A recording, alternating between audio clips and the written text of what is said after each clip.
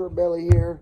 I'm just totally obsessed with this Lynyrd Skynyrd opening for On the Hunt off of one of my favorite albums, but I just hadn't listened to the record for such a long time. On the Hunt. The album is Second Helping. I went on there to get something else. Curtis Lowe, I think it was. Now I even forgot because it was a couple of days ago.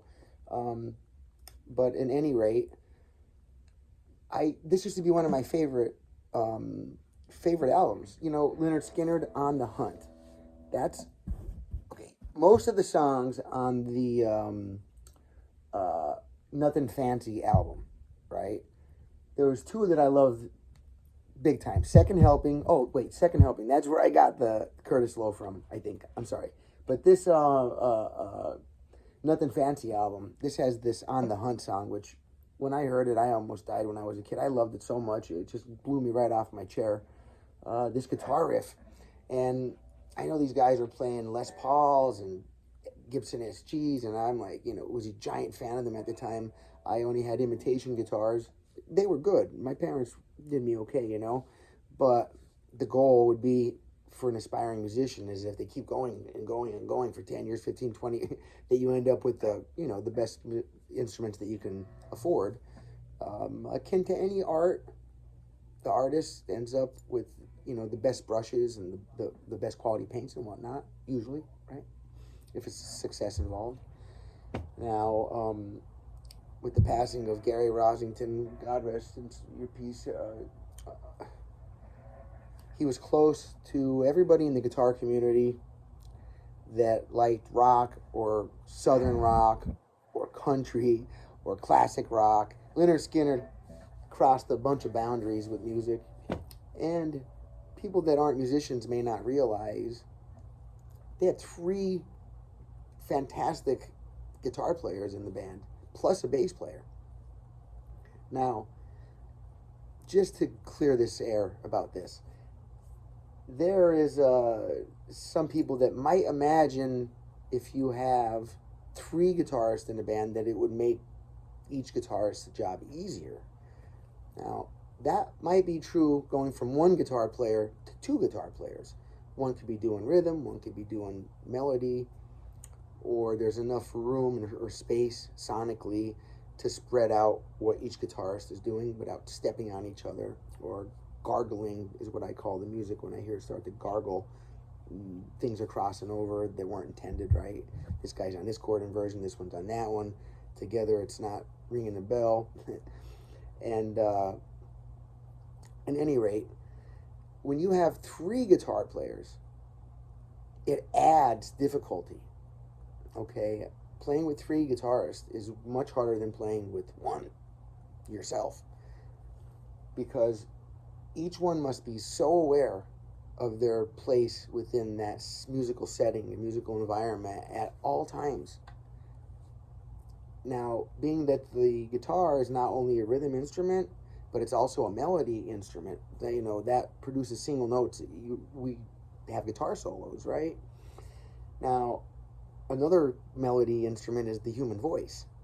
So we certainly do not want the guitar or keyboard or any instrument that can be used as a melodic instrument, meaning one note at a time, right? You do not want to step on the vocals while you're singing. You have to understand the importance of the song, the structure, the hierarchy. So musically, the foundation is always the drums are the most important. And then the guitar and bass, they kind of work together. There could be a fine argument on which would be more critical to the band. I play bass, I play guitar, I play ukulele. So I love all three the same. But I think that the guitar, because it has the chords and the harmony, and the bass is only playing usually a note at a time, although in the sequence that they're playing them, they are outlining the chords most often, right? I hope I'm not tossing out any beginners with the way I'm speaking with the terminology. If there's anything you don't understand, please just timestamp the thing and put it in the comments, and I will send you a personal video or at least a text on explaining what it is you need to learn, okay? I mean, I put these videos up for people that I have in mind because they're my in-person students in real life, right, or online. So I base the videos that I make for my YouTube channel around what my community is asking me for. Now, as I'm building my YouTube community, that's also becoming a passive source of income in the future. I predict in the next 2 years I could possibly start to monetize, which does not affect the people watching it at all. It's just strictly a deal between the creators and YouTube program in the way that they share up the advertisement and stuff. It wouldn't be a lot of money, but it would be a little bit, and it does help. So if you haven't already, please hit the subscribe, the like, drop a comment, share it. Any activity or interaction with my video is good for it. You know, even a thumbs down, I believe any interaction, because I don't think YouTube cares if you put out a video and it gets 20 million dislikes, they'll be advertising the heck out of it on top of that video, right? So I'm not sure that negative thumbs down really hurts the video. So if you want to give me constructive criticism, say, I hate that color shirt, or man, you should be playing a Strat instead of a Les Paul, or whatever, right? Why you wear that stupid cowboy hat? Fire away at me. I mean, the more comments you drop, the better it is for my channel. So please, with my blessings, throw all the stones you'd like to me. I'm fixing to build a stone wall as part of my business. So throw away, cast the stones. I don't care. There's no glass house here. Okay, so now back to the story. I'll have to timestamp that out, unless for those that like to watch the conversation parts. On to thy lesson. Okay, now we start off in the B here, okay?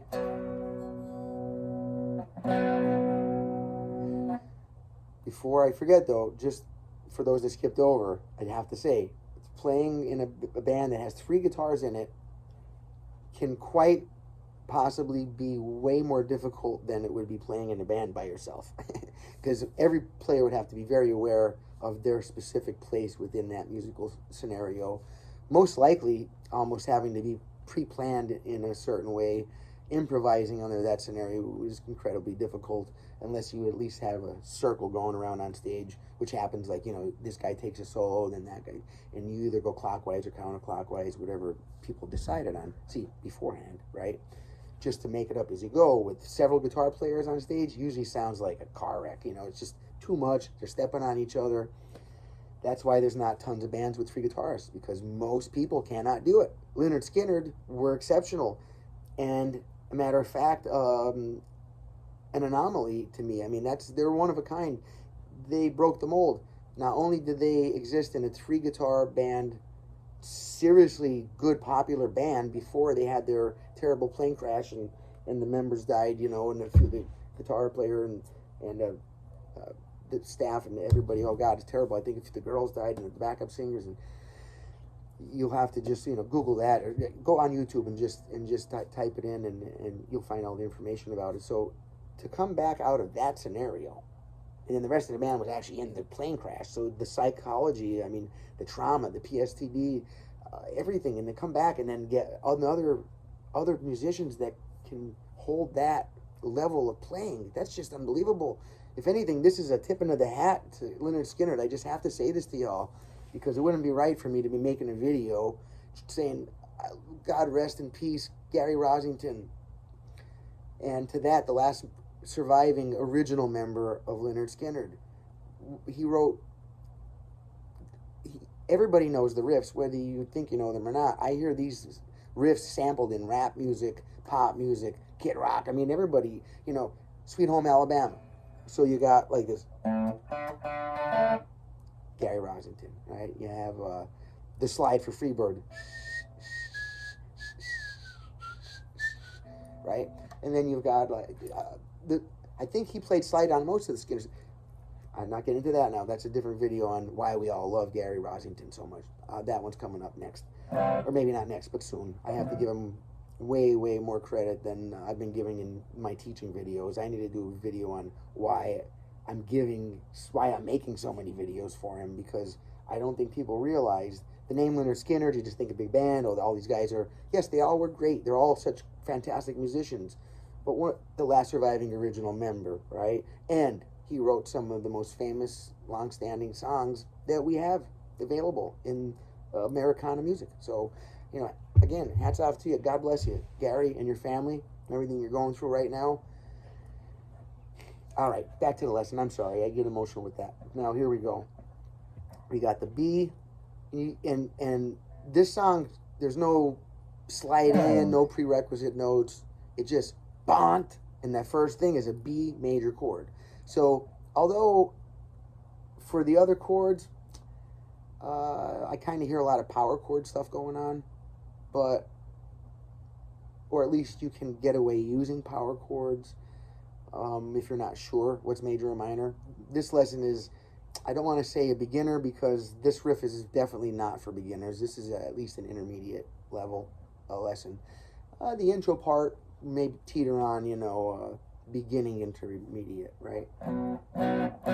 Okay, so you got, it comes out of the chute just right on this B major chord. So you don't want to do just these two notes, right? You want to get in there the third note, and I just put my finger flat there, right? So I'm getting that third note, and then this one here, this, that's what's making it a major chord. If you leave that out, if I only pick 3 strings, it's not enough in this scenario to get a major or a minor. I would have to either hit, see the one I'm pressing down there, that's making it the major chord. If it was this note, then it would be the minor chord, B minor. B minor, B major. This comes out of the chute, B major. And then the most killer, this thing is very addictive, so I warn you, if you start to learn how to play it, you might sit there for hours and hours and hours and just keep getting better and better and better. Man, this is addicting stuff, so be careful unless you want to get, you know, become my guitar slave for eternity. Be careful, because this one, you may become my slave after my guitar buddy for life after I show you these moves, okay? You're going to love this. Watch. B major, a 2nd fret, and then make sure to get that major note in there. That's very important to the sound of it. And then kill it, right? And the first one's a slide. So you go here, and then still on the 4th fret, but I go up a string. And oh, I'm sorry, 2. I slide up 1 note. Then I hit the note under it. 1 fret, 1 string under it, and 1 fret lower. When I come back to the 5th string, I do a pull off here. Like, land on the A chord.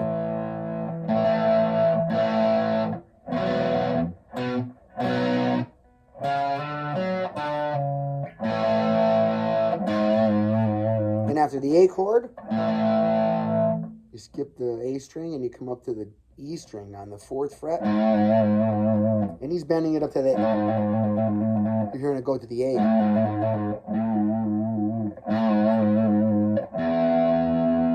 And on the open E, try to get the E power chord in there if you want, you know. I never hear it. I haven't heard that major in there, so I'm not going to do it right now. If anybody knows otherwise, nail away at me in those comments, please. I appreciate you. But here it is. I love that B.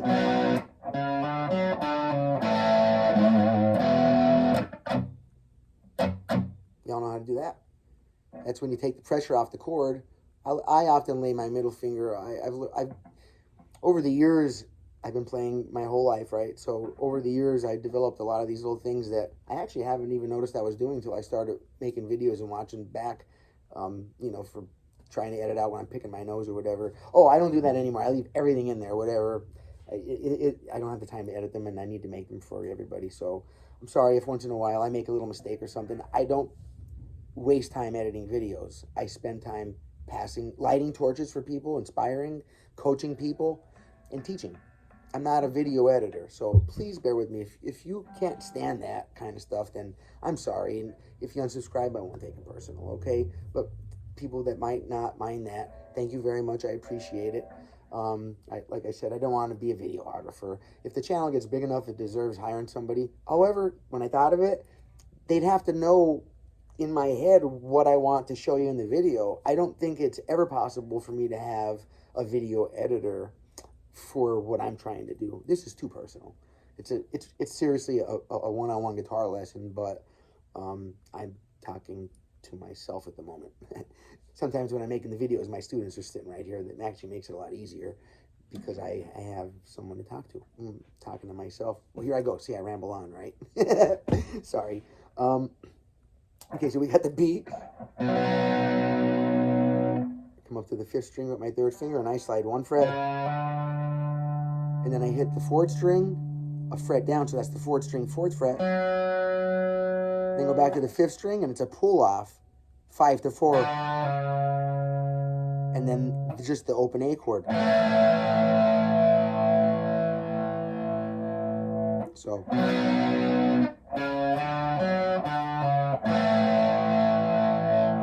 I would get that first before I try to learn the next part of it, you know, watch.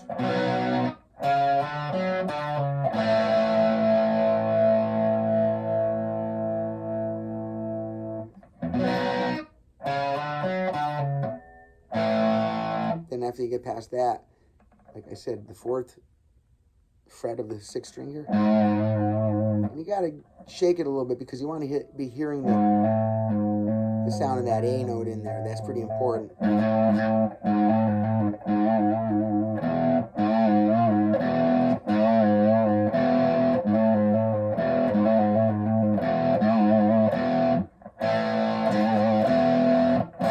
Coming off the A chord. And then I land on the E. A, E.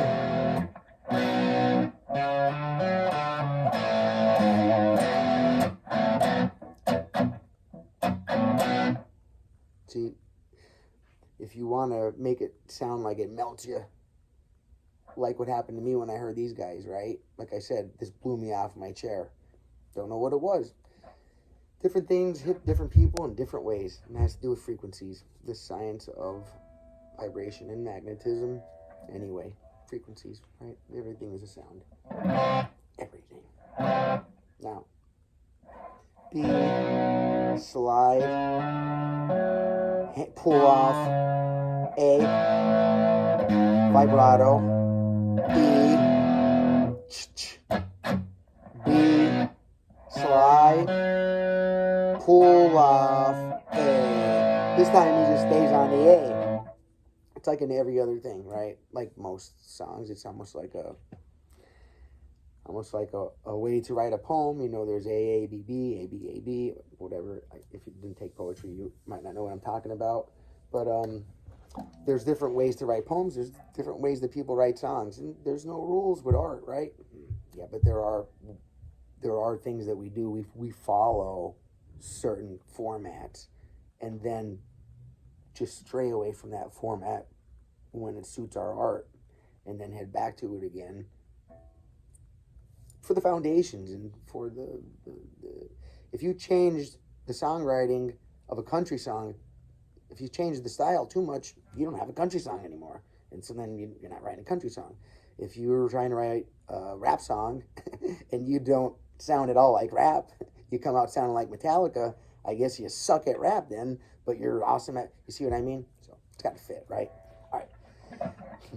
Here we got the E. This time we're going to go to the E. This time we're not going to go E. We're just going to stay on the A.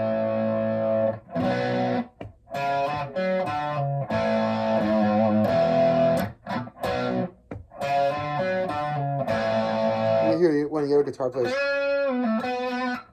And that's just right on the A note. Well, you know, pivoting on the A, B, I'm bending up to the B, I'm on the B, I'm bending it up a whole step. And then landing on the B when it's going back to the B note again. back to the B chord again, I'm sorry. It'd be like this.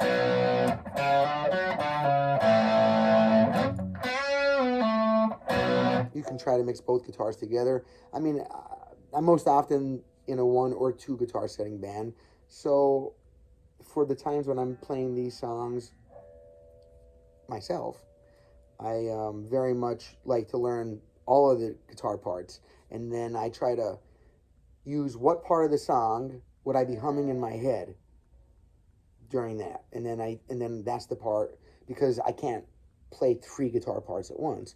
Now it's very possible, and because the guitar players usually aren't all playing at the same exact time, right? That's one way that they don't step on each other musically. Psychologically, they do all kinds of things to each other, but that's a different story in another video. Oh, good idea. I would just save that idea. Anyway, now, and so I want you to see also, this is a very common writing style where an artist will do, like, you'll do,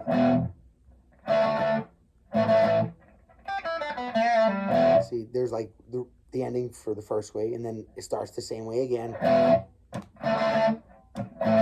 But then here's ending number 2. Back to end, and then it's going to, right, then it's all over again, then back and forth, back and forth, back and forth. This is the same thing like this. Look at the E, then start the same way, ending on the A. It's different than going back and ending on the E, right? So it's just every other one, every other one, every other one. That's how they do that, until you hear the song change.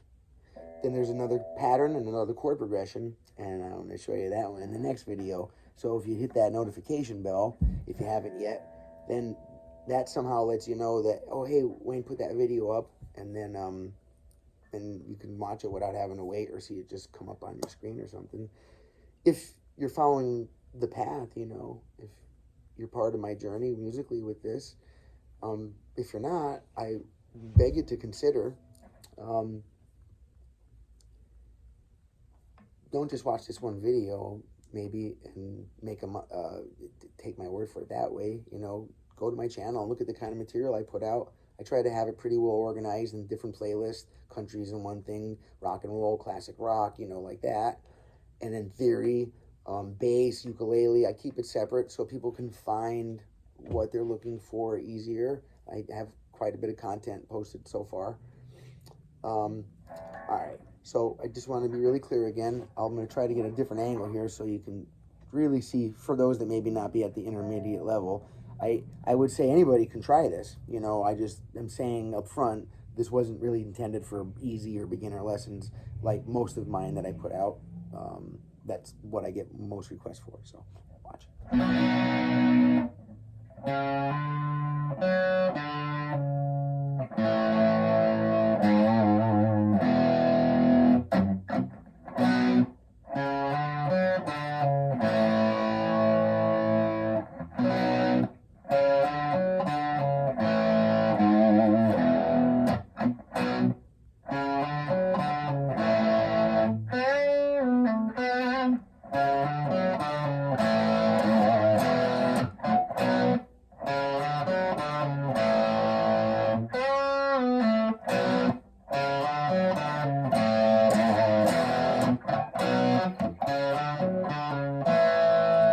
Quiet, so he uses his palm over here to mute the strings, and you just see, for most guitarists in general, for most styles, the way the guitar was invented, you know, is that your hand would be placed over here where it's not on the strings, and then this becomes a pivot. From this point, you have memorized, you can grab your knobs without your hand leaving that for just about everybody. I mean, little kids and very petite people, this does not apply. Just saying, for in general, for most people, they had to make a standard size guitar, like a standard set of classroom scissors or whatever, right? There was a lefty set in there. So we consider everybody. I'm just saying, for most hands, you can come from here and grab your both volumes on these kind of guitars right here. So you can move them at the same time. So if I have my pickup in the middle position and I need to lower the volume or raise the volume of both of those pickups at the same time, you need to have your hand on both of them.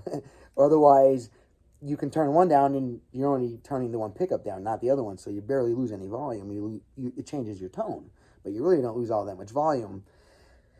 Anyway, that's another video too. Okay, so now, but please, I bring these things up so people will respond, ask questions, because then I will know what to make up in my next video. You know, whatever the responses are from here or Facebook or whatever, because I spread the videos around and share, right? Now,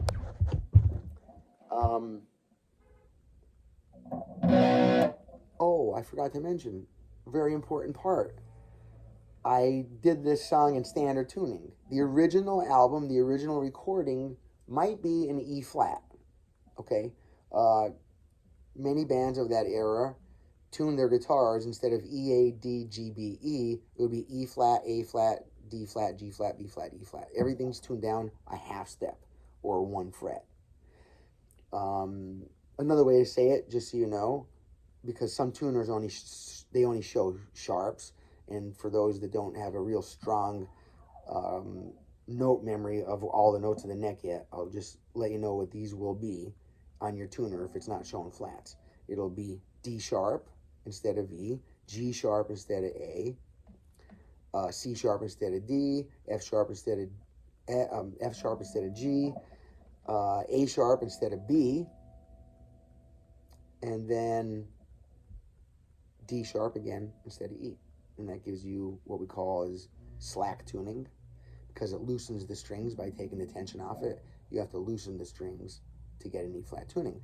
For those that have a copy of the original record or cassette at home and that's what you're using, or you only have somehow a copy of the original recording and you want to practice along to it, because I'm going to make a bunch of videos for these songs, you know, you might want to learn what I'm showing you in standard, but then tune down to E flat and play it along to the record, right?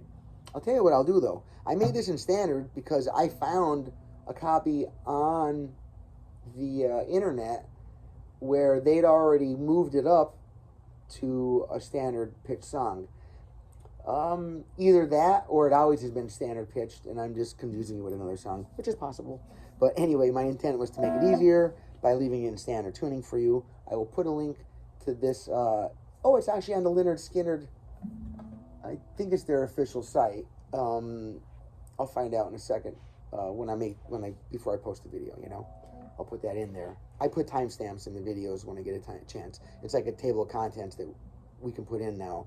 So and in a video, if you go to the description, people can put all the time of each chapter or each point that they're making. So you don't have to go through the whole video to try to look for the information you need. You just scan that table of contents and then go click on that time and it takes you right to that part of the video.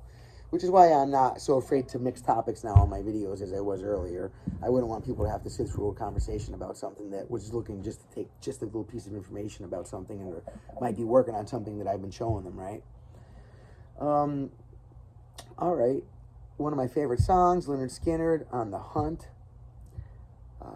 I appreciate, if you made it to this part of the video, I really appreciate you taking the time and giving me your time and joining my journey to become the best guitar player that I could become, to become the best guitarist in the sense that not just the player, but I want to be the best guitarist in the community. Like, I want to pass the torch. I want to be the coach. I want to be the person to inspire people. I want to make them go, hey, what's that? Maybe I want a torch. I want to make them want the torch, and then I want to light their torch and pass it to them, and then show them how to pass it along, and, you know, keep this stuff going. With the digital age coming on and AI approaching it's already here. It's not approaching. It's already here. It's important. It's very important. Please don't stop using a pencil. Don't stop writing with a pen.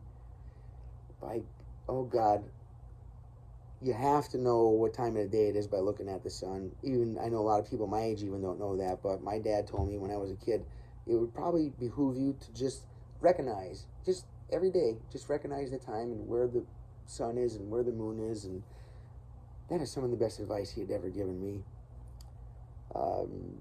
Most things in life turn out to be geometrically based. Their geometry, or their engineering, we'll call it, you know, their engineering or their geometry, like the planets everything's in orbit. Everything's such an exact science. If the geometry changed by a fraction of a fraction of a fraction of a fraction, everything would just disappear, literally. We don't want that to happen now, do we? So you take this frequency magic wand, I call it guitar, and wield it well, my friends. I appreciate you. Thank you. And for those that celebrate Easter, happy Easter. If you don't, happy weekend coming up. It's a Saturday today, so I know a lot of people are off. They're going to come home tonight after hanging out with their friends all day, and they're going to want to play some guitar and practice, learn some new stuff with me. I get a lot of activity on my channel on Saturdays and Sundays. I guess it's incredible. Saturday nights and Sundays are very hot on my channel.